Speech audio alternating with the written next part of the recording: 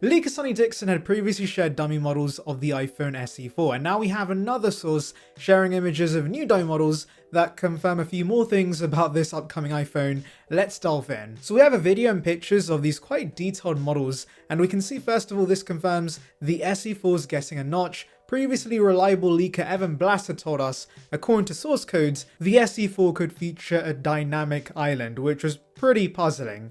But considering these are dummies that case manufacturers are using right now to develop cases for this iPhone, I think Blaster's rumors fake and we are indeed getting a notch on the SE4. Do remember that Apple wants its iPhone to look more dated compared to newer iPhone models, so a notch does just that because they want to upsell you to the other models with the dynamic island. Now I know some of you guys had mentioned that sales are slow in key countries like China, and so they may not want to risk this iPhone looking too outdated, which is a fair point, but then again, the smartphone market has matured in general, and even if they're not shipping as many phones as before, Apple would rather you buy the highest end devices that makes them more profit, and so even if they're shipping less devices, if more people are buying those higher end devices, they're gonna make up that loss in revenue. This is big brain stuff from Timothy, and so whilst I think the SE4 is gonna be great value, there will be shortcomings on this device that will get consumers to buy the more expensive iPhones. It's also why I don't see a dynamic notch coming to this iPhone, as someone has suggested in the comments. I think again Apple would rather leave those fancy animations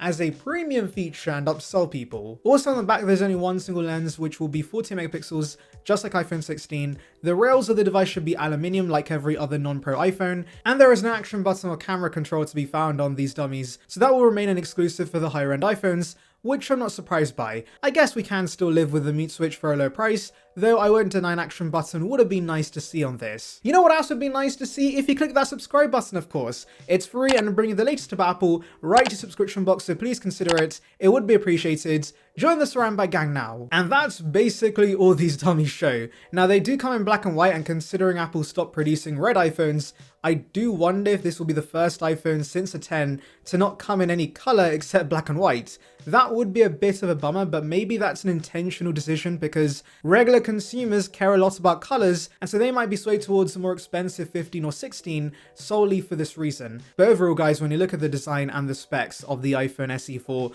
you may think this all sounds a bit too good to be true, and that's because it kinda is, because there will be an Achilles heel with this device, and that's Apple's first in-house modem. For those unaware, Apple currently relies on Qualcomm for the modems they use in their iPhones, but a couple of years ago they had bought out Intel's modem business to use as a basis for their own modems. Now we're finally getting products with these, and first up will be the iPhone SE in the spring, likely launching around March or April. According to Mark Gurman, Apple's modem should have theoretical speeds of up to 4 gigs per second, which is slower than the Qualcomm modems in the iPhone 16 right now, and also there won't be millimeter wave support that's currently available on US iPhones, and also because it's a first gen modem there could be issues with call reception. Currently employees are secretly testing these modems, but apparently the plan is not to give these to higher end iPhones anytime soon because these won't be perfect. But these disadvantages aren't as big of an issue when it comes to lower end devices, and so using the SE as a guinea pig isn't a bad idea.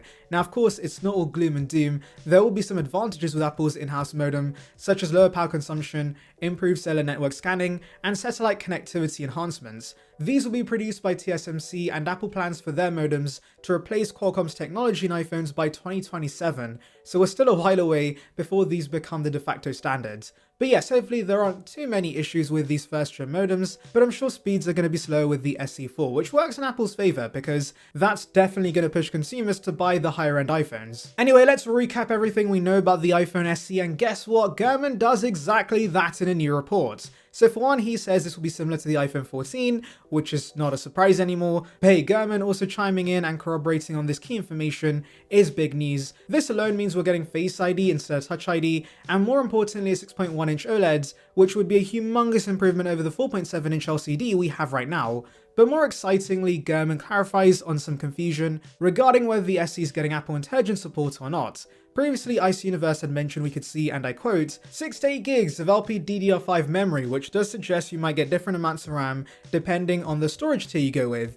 This is quite common in the Android space, but would be a first for the iPhone, though do remember iPad Pros have done this for a while, with the base models getting 8 gigs and higher end storage variants getting 16 gigs. Anyway, if certain variants of the SE do get 6 gigs of RAM, they would not be able to run Apple Intelligence. You need a minimum of 8 gigs, and so as I'd mentioned in previous videos, I don't see Apple doing this. It would be very confusing if only higher end storage variants supported such a key feature, and thankfully Gurman makes it clear the iPhone SE does have full Apple Intelligence support, so expect 8 gigs of RAM as standard. To be fair, considering the A18 is only in the iPhone 16 right now, and we know that has 8 gigs of RAM, they're likely just going to plot the same SoC in the iPhone SE. Moving on to other details we know about the iPhone SE4, according to leaker Unknowns21, partially assembled prototypes of the next SE have been equipped with lithium-ion batteries bearing the model number A2863, which Apple has already used in the past for, guess what? The iPhone 14. That's not really surprising. Now, the actual capacity is 3,279 mAh,